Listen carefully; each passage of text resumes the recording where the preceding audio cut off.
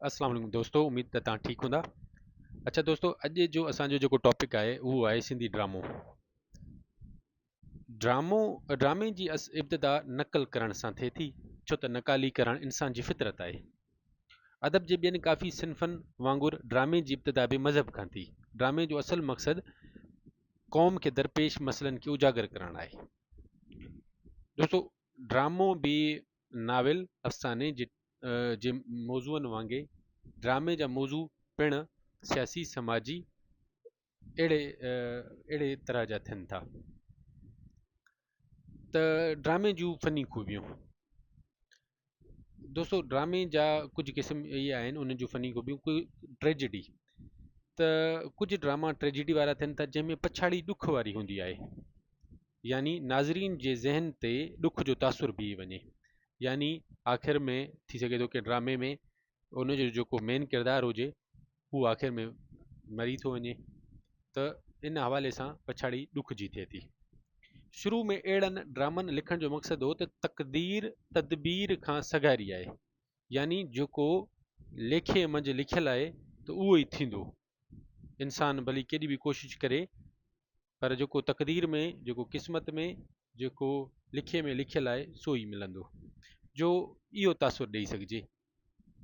Comedy, त दोस्तों comedy वारा ड्रामा अहिड़ा हुजनि था जिन में रुॻो खिल ख़ुशी हूंदी आहे, जंहिंजो मक़सदु ॾुखनि में पीड़ियल इंसान खे कुझु घणियूं सुकून जूं मुहैया करे सघनि।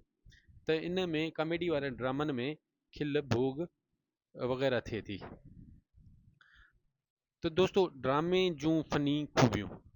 त ड्रामे जो प्लॉट जानदार ऐं हालतनि पटंदड़ हुजणु खपे, यानी ड्रामे जे प्लॉट में वाक़िया जेके हुजनि उहे मौजूदा हालतनि सां ठहकंदड़ हुजनि। डायलॉग ज़िंदगी सां भरपूर हुजनि। कहाणी जो तसलसुल टुटणु न घुरिजे। आगाज़ ऐं अंजाम पुरतासुर हुजनि। ड्रामो समाजी, सियासी ऐं मुआशी मसइलनि जी अकासी कंदड़ हुजे।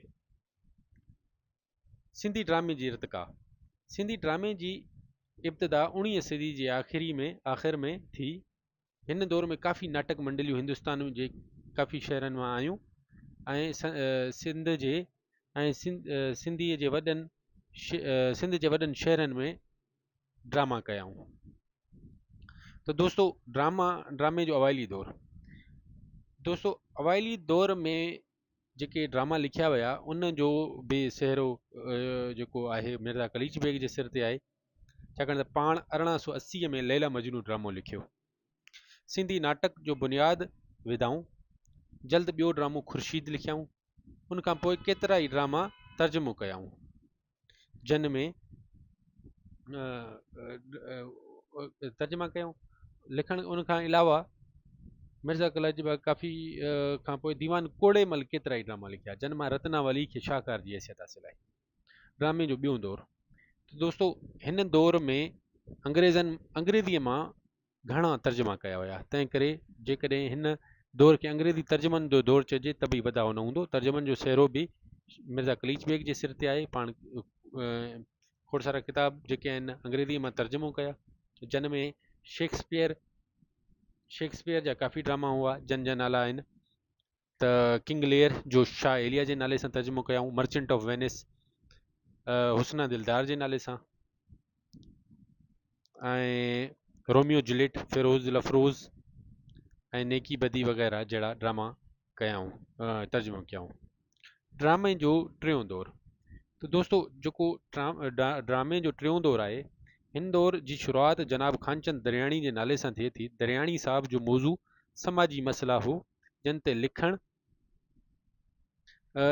ते लिखी हुन सिंधी पढ़ियल लिखियल तबिके में ज़हनी इनकलाब आंदो। संदसि चंद मशहूर ड्रामनि जा नाला आहिनि जेरे जेरे, देश सदके, बुख जो शिकार वग़ैरह। मंगाराम मलकाणी हिन दौर जी कदावर शख़्सियत आहे। संदसि मशहूर ड्रामा ही आहिनि बेदिल, अकेली ज़ाल, खंज ख़ता, अनारकली। ड्रामे जो चौथों दौर।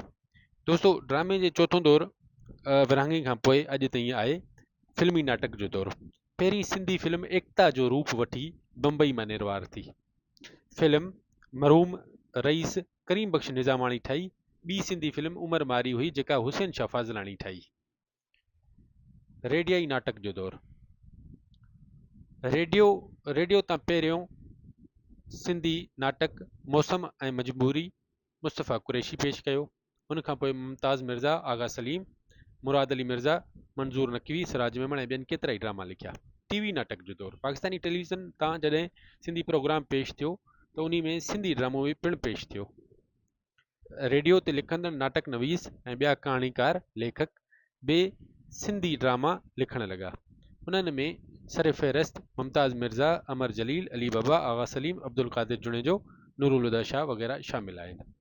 त दोस्तो ही हो सिंधी ड्रामो ऐं कहिड़ा कहिड़ा मशहूरु ड्रामा लिखिया विया ऐं ड्रामे जा मुख़्तलिफ़ दौर, उन खां अलावा ड्रामे जूं फ़नी खूबियूं ऐं ड्रामे जा कहिड़ा कहिड़ा क़िस्म हुजनि था।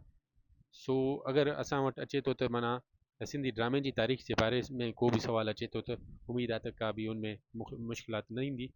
ऐं सो वरी मिलंदासीं ॿिए लेक्चर में। Thank U.